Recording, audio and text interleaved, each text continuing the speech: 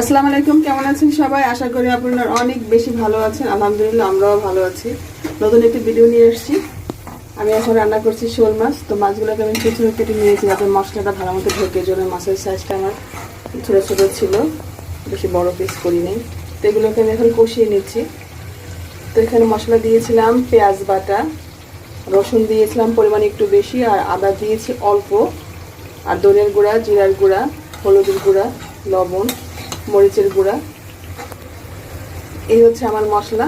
আমি কষিয়ে নিয়েছিলাম, তারপরে এই যে মাছগুলো ছেড়ে দিয়েছি, এখন কষাচ্ছি। তো দেখতে থাকুন, সঙ্গে থাকুন, আশা করি ভালো লাগবে। এক এক করে এখন আমি সব মাছগুলো নামিয়ে ফেলবো, কারণ আমার কষানো হয়ে গেছে। সব উঠানো শেষ। এখন আমি আমার এখানে আলু রেখে দিয়েছিলাম, গোল গোল করে কেটেছি,